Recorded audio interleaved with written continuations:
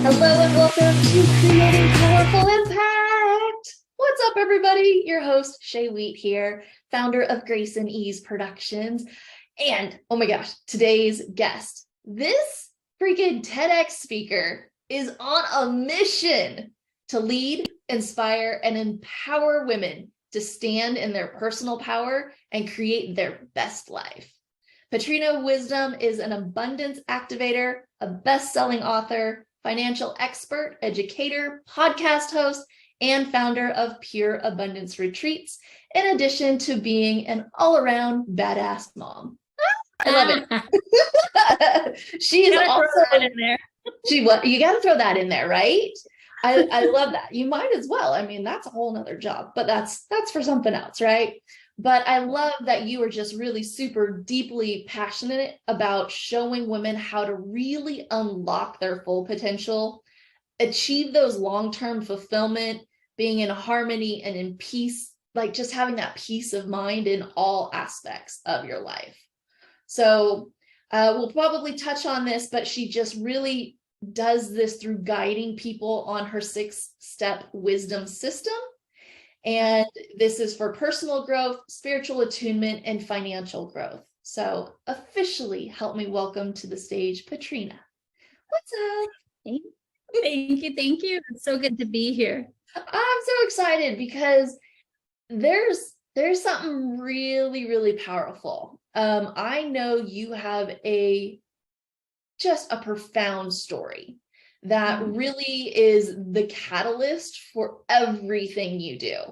And I think it would be doing a disservice if we didn't have you start there and share a bit of your story of how you really was catapulted into this new mission of yours and thus, are creating impact in the world. But please share a little bit about your story.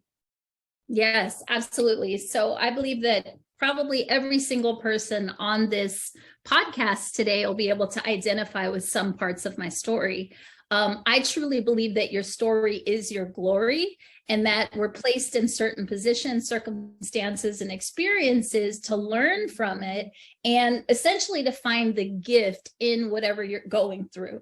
And for myself, I'm very, as you said, deeply committed to impacting other women and showing them how to live their badass, bodacious life, right? And so for myself, it really started when I was younger, kind of the core of it. It started when I was younger. I was raised with a single mom. She had me at a very young age. She was 16 when she had me. Ended up being a single mom because obviously dad was present, but he was not present. And growing up, I just really, what I saw, what was modeled for me was that you work hard for money, that you have to prove yourself, that you have to be a certain way in the world, specifically as a woman, in order to succeed and be relevant, really, to be worthy. And so that was some messaging that followed me. Because of watching my family and all of the dynamics, all of the women in my family who were unmarried, single moms, struggling financially, really being stagnant in their voice, just so many other examples of what I like to call scarcity, right? Where they're basically creating their life from this place of fear, struggle, and scarcity instead of from a place of abundance. I sort of made a decision very early that wasn't going to be me. That's not going to be me. And the way that I'm going to dodge that bullet is to never get married, never have kids. I'm just going to completely focus on myself and my career and impact. Pull it off. You're just I'm just going to knock it off from the beginning. Yeah, let's just eliminate that altogether. Don't have good examples of what that looks like. Let me just go sprinkle my fairy dust and save the world, right? Right. However, the universe, spirit has a sense of humor. Here we go. Yes. So I end up meeting a man, falling in love. And the next thing you know, we've dated for 12 years. We've got 2 kids, 2 cars, 2 houses at this point, all the fairy tale life that I never wanted, and eventually got married and had more kids, right? And it just expanded on that unwanted at the time vision. But when I got it, I fell in love with it. I fell in love with being a mom. I fell in love with being a wife. I fell in love with being a mother, right? But at the same time, fortunately, I had already done so much self-work so much spiritual work. And I knew that I wanted to be a priority in my own life. And so I kept my sense of self. Always still kept my entrepreneurial ventures and all of the things, traveled, hung out with my friends. And I'm really glad that I did, because if you fast forward to 2009, January 6th, to be exact, my husband, who was in the financial business, ironically, right here, I come from a single parent home, no financial education, lots of struggles, things of that nature. And I fall in love with someone who came from a two-parent home, very stable, very financially educated, owned homes, all of these things. And so we kind of balanced each other out. So imagine my shock, my surprise, and how blindsided I was on January 6th of 2009, when my husband woke up one morning, put on his suit and tie, grabbed his briefcase, gave me and my 3 kids at the time a kiss goodbye, told us that he loved us, and then walked out the door knowing he wasn't coming home. Yeah. Wow. So he ends up going missing for 24 hours. Wow. And I'm calling, I'm texting, I'm freaking out. And we women, we have this intuition where we kind of know when things aren't right, even if we don't want to recognize and acknowledge it. I had that feeling. And so I'm calling, I'm texting, I'm doing everything I can to get in contact with him. And he goes missing for a whole 24 hours. I wake up the next day and get a call from the Las Vegas Police Department. And I hear on the other line that my husband had committed suicide. Wow. So overnight, everything changed. Like the rug was ripped out from under me.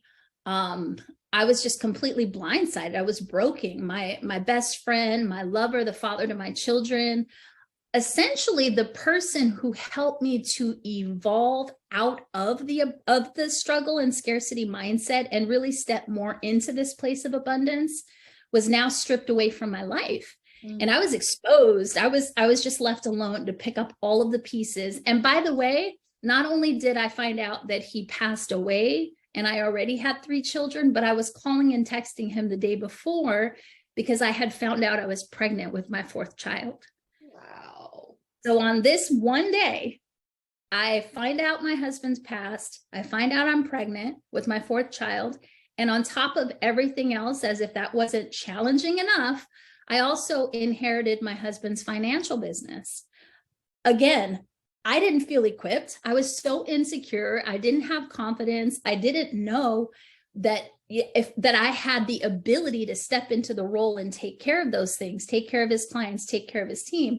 So this was the challenge that the universe set in front of me. And because I've always been the person who says everything happens for a reason, there's a reason. Spirit's like, you're saying the rhetoric, but let's see if you believe it. Right. And so Spirit and I had a very intense conversation, like, okay, everything happens for a reason. What the F is the reason? Yeah. So, I mean, in those moments when we have these very challenging, blindsiding, traumatic experiences, we all have choice. We can choose to be the victim, right? And just give in, lay down and give up. Or we can choose to victor over our situation, which is what I chose to do for myself, but even more for my children, for all my family members, for the people who were working with us at the financial business, and for any woman out there that was watching my experience and would then be informed on how they would move forward.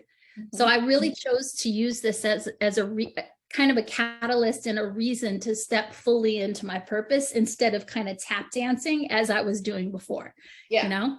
Yeah, absolutely. So, wow. Right. And, thank you, universe, for, helping guide me into that next level.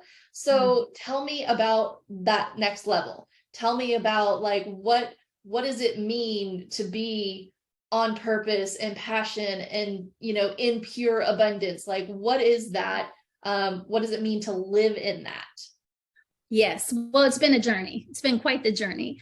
And it came with a lot of additional heartbreak and heartache, because when that experience happened, it ripped the Band-Aid off of all my insecurities, my fear of abandonment, just any kind of vulnerability that you have, something like that is going to bring it up. I was triggered. And so the first thing I wanted to do was I wanted to try and save the men like him and kind of figure out like why this happened, right? We had a happy marriage. He was probably the most happy and generous that he had ever been right before he passed. And so initially I wanted to create a space. I created a nonprofit organization called Hands of Comfort. And I created a space where people can come in their time of mental distress, is what I said, mental distress, so that they can be supported, seen, and heard, right? Where do leaders go for support? Leaders have a tendency to be the one that everyone else is going to for support, right? We're leading, we're taking care of everyone else. So I created this space in mind thinking, well, I can help the men. And if I can help the men, I can prevent a lot of women from having this experience. But the nonprofit was for everyone. I quickly realized that it wasn't necessarily the men that I was here to serve. And also that nonprofit wasn't exactly the space that I was going to do it in, that I would be able to reach more people doing it as a traditional business. Yep. So I pivoted, started coaching, started speaking. You know, I sat down and really reconnected with what are the things that people come to me for naturally and that I do very easily, that I love to do, and that I would do for free all day long, even though I want to get paid because I like money, right? Unlike a lot of women who might be afraid of financial conversations, at this point, I wasn't. And so that was where everything started. But I was a solopreneur, right? So I had this really interesting, I guess, dichotomy where in my personal and spiritual development business, I was solopreneur. I show up, I serve, I make money, I make impact. Whereas in my husband's financial business that I had inherited, that I took over, it was a brokerage. So I had a team and I had all these other things going on. Both created insecurity and scarcity and fear. So it was a growth process of handling both, learning from both. And then I kind of found myself feeling pulled in one direction part-time and then pulled in the next direction the rest of the time, until I realized that bringing them together, bringing the spiritual development, the personal development, the financial development, and overcoming all of the fears that came up along the way was the way that I was going to impact and create more abundance in the world. So I like to say that I teach and lead people on the higher law and the lower law of abundance, because it all starts, I believe, from the inside, right? Our beliefs, our mindset, our languaging, right? Our relationship with ourselves. And then we can create the external. We have the intrinsic and the extrinsic, which I can't speak today, motivations, as well as the actions that need to be taken in order to create that abundance. So over the years, I've given myself permission to fail forward and to adjust and reboot whenever it needed. Yeah, I love the fact that you were able to take two seemingly very different businesses and concepts and ideas and look at how they can actually mesh together, yes, and create a new hybrid form of business and doing business, right? Taking both sides of it and what works over here, and put the two things that work on both sides together, so to speak. And well, I think society kind of tells us that it's one thing, right? You're going to take this path, or you're going to take this path, or you're going to focus on the outward success, and that's going to give you the abundance, or focus on the internal, and that's going to give you the abundance. Where the truth is, there's so many people who have become successful in their businesses, their careers, financially, and everything in their life. From the outside looking in, everything looks perfect, and they're dying inside. Right? They feel isolated. They feel disconnected from their self, misaligned from their true identities. And then you have people who are extremely spiritually enlightened, who financially are like self-destructing. So I just was like, because I was in both worlds, I'm like, how do I bridge this gap? And how am I here to serve? And I've been on both sides. It's so true. And yeah, finances and abundance and money, it draws a lot of emotion for people. It draws a lot of insecurity and pain and all kinds of stuff, right? So exactly. it makes logical sense that you need to have the personal development piece of it and also the concrete, this is what you need to do when you have it pieces to work together. Yes. But it's integration. Yeah, integrated all together. I love that.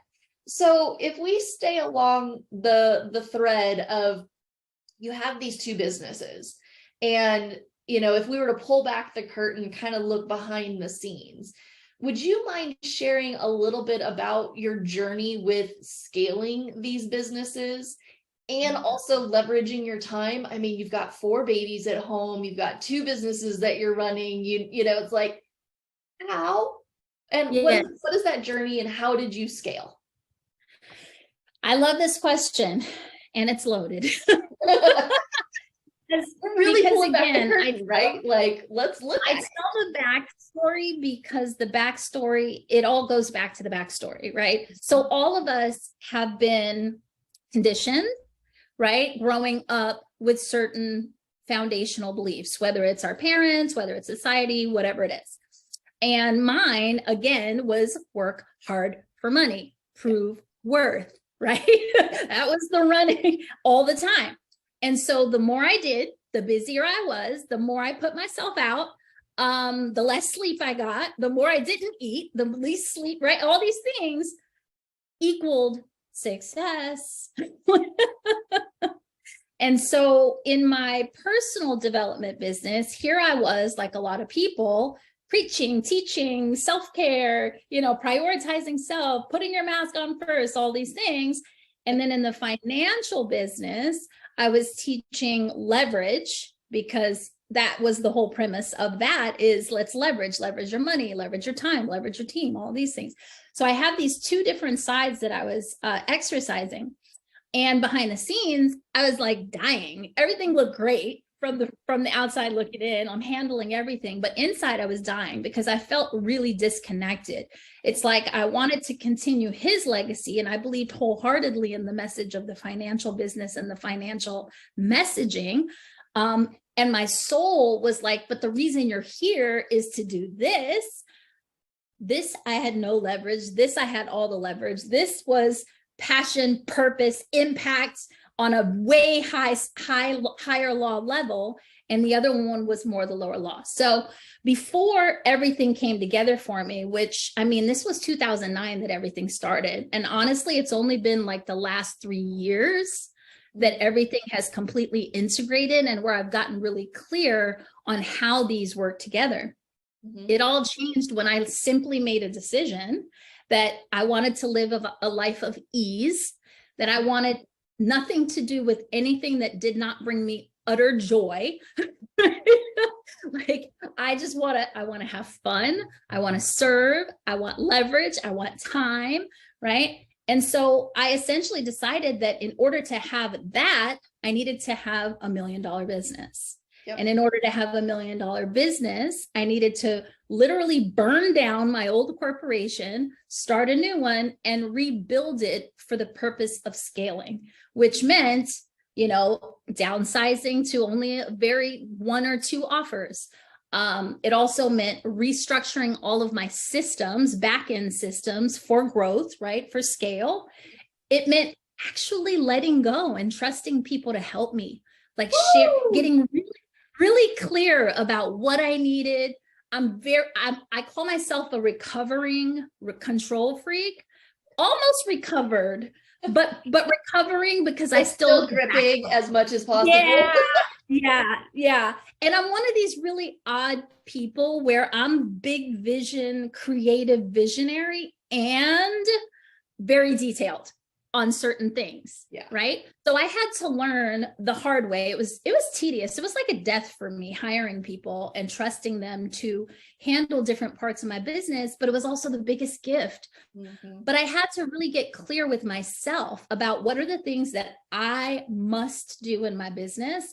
What are the things that I can leverage to create more time for me to do my magic in my business? And then how do I lead them? I've never been in corporate America. I've been an entrepreneur since I was 16 years old. So like, I didn't know what that looked like. How do you lead people? How do you manage people? How do you motivate people, right? So it's such a huge learning curve. And it also was, again, a catalyst for my growth and elevation. So it's been, the short answer is it's been hell, but it's been beautiful. It's taken a few years to get to the point where you're like, oh, okay, this is how it's working. Fantastic. So I appreciate that. Yeah, I feel like going, it's not easy all the time. It takes time. No. You got to burn things down. I was speaking to somebody else the other day on the podcast, and they were talking about their book. Oh goodness, I can't think. It's like let the business burn or something like that. Yeah. Because he was saying it takes courage. Well, and the things that we view sometimes of like, oh, I've got to put this fire out. I got to put that fire out. I got to put this all out. It's like, aren't really fires that are going to burn it down, right? No. It's just pulling your attention away. But when you start doing, like you're saying, putting in the systems, putting in the team, trusting them, allowing them to make mistakes, telling them how you tweak and adjust it is a whole new level. And then on top of that, then you get to learn how to actually lead the team, right? Yes. And their personalities and what comes into it. So it is a process. It isn't going to happen overnight. And so I appreciate you bringing that to the awareness of for our audience here, going, it's going to take time, but if you do it strategically, if you do it step by step, if you really tap into how am I always going back to the joy and the ease and the scalability, knowing I, deserve to get to $1 million business, starting there and then breaking it down, right? Yeah, and keeping the big vision in mind. So just to give you some insight into the big vision and why I made that decision that I was ready, because that's what it is. It's just readiness. Like I'm ready to build $1 million business. Whereas previously I was still in scarcity. So I was okay with just like surviving or like, oh, I have a, decent sized business, but you can create more impact with $1 million or a multi-million dollar business than you can with $100,000 business, right? That's just facts. And so it took for me to do that inner work and overcome a lot of that scarcity and learn to transition into living and making decisions from a place of abundance for all of this other growth and elevation to happen. Yeah. So for me, I think you mentioned Tony Robbins earlier. I went to a Tony Robbins event in like 2017. Actually, I went to all of them, but we won't talk about that. I went to all of them in 1 year. I was like Tony Robbins Academy. And at one of them, Date with Destiny, I remembered my actual first big vision that I ever had, right? Because what happens is we go through life, we have big visions. Somebody may poo-poo the vision or like tell you can't do it, and then you lose sight of it. So for myself, I used to be a massage therapist and esthetician for like 10 years, and I owned a salon spa. And when I had that salon spa, my intention was that I wanted a wellness retreat, a retreat center. And so that was like my first step towards that, right? So in 2017, when I went to the Tony Robbins event, I remembered that vision because I was like, how did I get here? Like, I've got this financial business. I've got this business. I'm like spinning my wheels. I never have time, right? I just felt very unmotivated and like dampened in my energy because I was pulled in so many different directions. And so when I remembered that vision, I was like, oh, that's what it's all for. And so I started really focusing on, okay, rather than me haphazardly thinking this big vision of my retreat center is going to just happen, let me start working towards it. And so the very next year, my partner and I were supposed to go on a vacation to Belize. He couldn't go because his passport didn't come. And being who I am, I went anyway. Come on now. So long story short, I go to Belize by myself for a week. I fall in love with the country and I say, this is it. this is where I'm going to build my retreat center. And so I came back home and immediately started working on doing a retreat, which is now known as the Pure Abundance Retreat, in Belize. And we started doing this annually. So when you have that big vision, right, the big vision of Pure Abundance Retreat is that it will be eventually a retreat center that helps women to prioritize their own sacred self-care, where they have it on calendar, like every year, almost like a gym membership or a timeshare or something like that. And so with that vision in mind, everything else grew. I decided I'm going to create a $1 million business. Wait, hold on. Billions coming out. Billions. Sources already saying it through you. Just saying. I just wanted to point it out in case it was going to slip through. Okay. I got it. I kept trying to say millions to it. So, yeah. Well, I made the decision. I started to take the actions. In between making the decision and taking the action, there was a belief that was created that I can do it. That's major, right? Especially coming from a place of scarcity and feeling unworthy. So there was a belief that I could actually do it. And then through taking the actions and keeping my mind and my vision, keeping my attention on that vision, it's just grown and expanded. And now I feel it moving closer and closer, right? 3 years out, 2 years out, 1 year out. So it's just amazing. I love this work. I love this work, even with all the struggle, even with all the ups and downs and the feelings of like insecurity and not being sure. I love who we become on the other side when we do the work.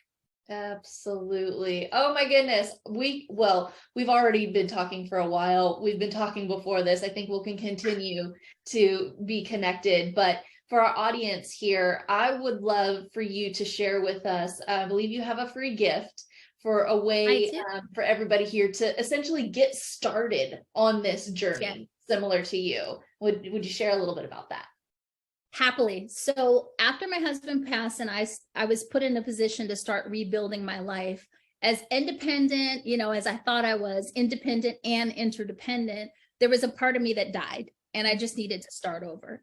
And so we can start over at any point in our journey. It doesn't matter if you're already, in your situation, in your career. At some point, you may start to feel like I did, dampened, or just feeling uninspired, or not really knowing why you're doing the things that you're doing.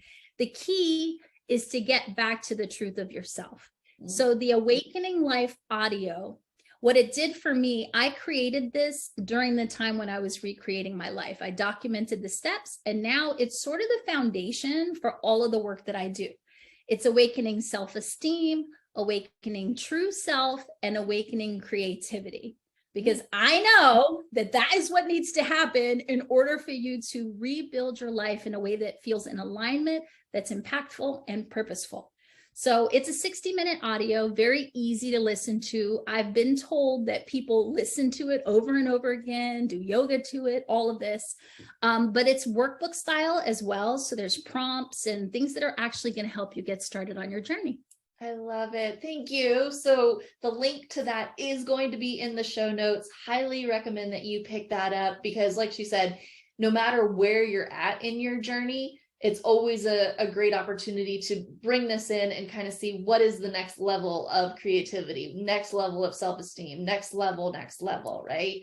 And really coming back to center. So very excited for that. Make sure you go to the show notes to click the link and download all of that amazing workbook and audio. But as we wrap up here, Patrina, I would love for you to kind of share, what is your last takeaway or memorable note that you would like to leave our audience with? Well, it's kind of a two-part. One, no matter how broke or broken you feel, you can always change your situation and create a completely different reality. So I like to tell people, stop living by default, get back in the driver's seat of your life and create what I like to call your life of pure abundance. It's all about intention and clarity and taking action. Yeah. I love it. So thank you so much for being with us today, Patrina. Sure. And I just want to say also thank you to everybody here that was joining us for another episode of Creating Powerful Impact. I'm really excited for you to just take all of the lessons and the resources that you learned here today, start to implement them, create even more impact for yourself and the world that you end up being just that bright light in. And until next time, have an outstanding rest of your day. Thank you so much for listening to the Creating Powerful Impact podcast. If you are a successful coach, speaker, author, or thought leader who would like to be on this program, simply visit creatingpowerfulimpact.com/guest. If you are someone who got something out of this interview, would you please do me a favor and share this episode on social media? Just do a quick screenshot with your phone and text it to a friend or post it on your socials. Also, if you know somebody that would be a great guest, tag them on social media to let them know about the show and include the hashtag Creating Powerful Impact. I love seeing all of your posts and great guest selections. We are regularly putting out new episodes and content. To make sure you don't miss any episodes, go ahead and subscribe. Your thumbs up, ratings, and reviews go a long way to help promote the show, and they really mean a lot to me and my team. Want to know more about us? Head on over to our website, graceandeaseproductions.com, or follow me on LinkedIn, Facebook, or Instagram. Just look for Grace and Ease Productions on your favorite platform. Thanks for listening. We'll see you next time.